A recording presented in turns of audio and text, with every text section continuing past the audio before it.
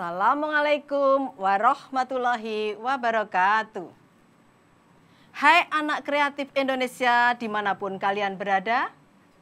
Bagaimana kabar kalian hari ini? Semoga sehat semuanya dan selalu dalam lindungan Allah Tuhan Yang Maha Esa. Anak kreatif Indonesia, hari ini Bu Titi akan mengajak kalian berbincang-bincang masalah sisi positif pandemi COVID-19. Apa itu pandemi COVID-19? Mungkin di antara kalian ada yang bisa menjelaskan kepada teman-teman? Bagus. Jadi, pandemi COVID-19 ini merupakan suatu kejadian yang luar biasa, yaitu berjangkitnya wabah penyakit menular yang terjadi serempak di seluruh dunia. Penyakit ini disebabkan oleh virus yang namanya corona. Virus corona ini muncul pertama kali yaitu di tahun 2019.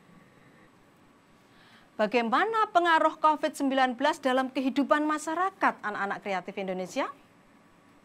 Pengaruhnya sungguh sangat luar biasa. Di berbagai sektor, semua terdampak oleh corona ini. Sampai-sampai anak-anak, sekarang anak-anak merasakan sendiri. Di sektor pendidikan, kalian harus belajar di rumah. Tidak boleh ke sekolah bertatap muka dengan bu guru. Sehingga kalian menjadi rindu kan sama bu guru? Lalu, bagaimana sikap pemerintah dalam menanggapi hal ini? Pemerintah sudah mengambil berbagai langkah dan kebijakan untuk menangani COVID ini. Bagaimana dengan kita? Sebagai warga negara yang baik, kita harus mendukung aturan hukum yang sudah ditetapkan oleh pemerintah itu. Caranya salah satu yaitu harus melaksanakan protokol kesehatan. Cuci tangan dengan sabun, selalu pakai masker kemana kalian pergi, olahraga secara rutin, dan makan makanan yang sehat dan bergizi. Sebagai umat yang beragama, yang beriman, kita harus rajin-rajin berdoa. Semoga semuanya segera berlalu. Berusaha, tumbuhkan semangat dalam diri kita. Tumbuhkan, tanamkan keyakinan bahwa kita bisa melewati semuanya dengan baik. Ambil sisi positif dari kejadian musibah yang sedang melanda kita. Lalu, apa sisi positif dari pandemi COVID-19 ini?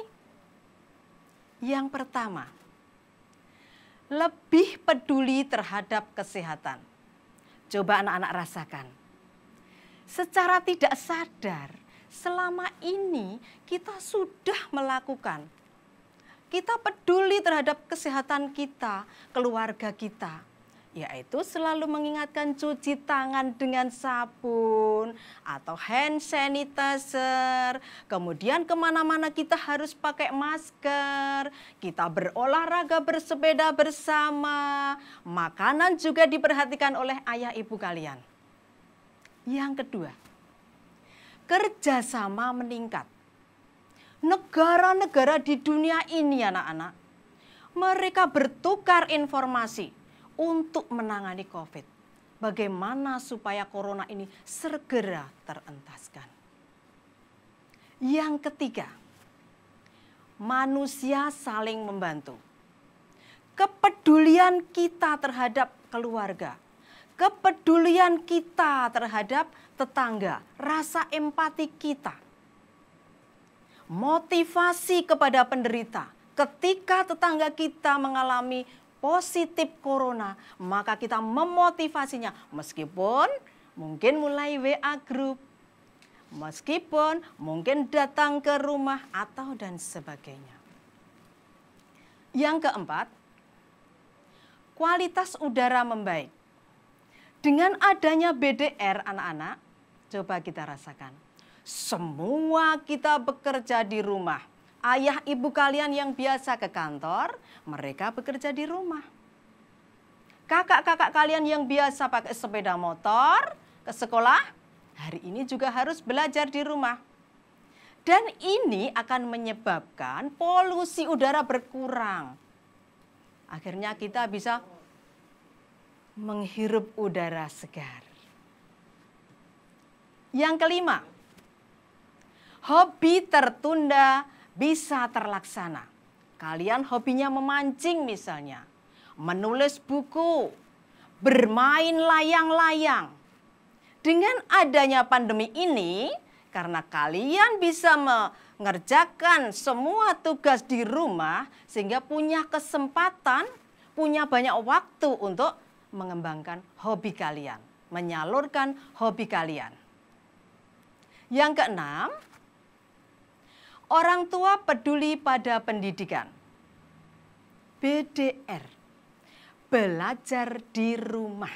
Itu berarti kalian tidak ke sekolah. Jadi siapa yang mendampingi kalian belajar di rumah? Tentu saja orang tua kalian, bukan? Iya. Maka orang tua kalian yang dulu sibuk bekerja, sekarang harus terpaksa meluangkan waktu untuk mendampingi kalian dalam belajar. Yang ketujuh, lebih dekat dengan keluarga. Karena orang tua kalian melaksanakan BDR bekerja di rumah, sehingga punya kesempatan banyak waktu untuk bersama, bercengkrama dengan keluarga di rumah. Yang kedelapan, kepedulian sosial meningkat. Coba sekarang anak-anak bayangkan, anak-anak rasakan apa saja yang sudah dilakukan masyarakat di sekitar kalian, yang sudah dilakukan oleh pemerintah negara kita. Bantuan sosial bermunculan di sana-sini. Pemberian masker di sekolah kalian juga diberi masker. Kemudian di rumah sakit dikirim APD. Dan lain sebagainya. Yang kesembilan, keterampilan online meningkat. Di awal Ibu sudah menyampaikan, sekarang semua kegiatan pembelajaran dilaksanakan di rumah. Sehingga secara tidak langsung kalian tidak bisa bertatap muka dengan Bu Guru. Kalian melakukan kegiatan secara online. Mungkin melalui WA Group, kemudian mungkin melalui Google Classroom, dan sebagainya.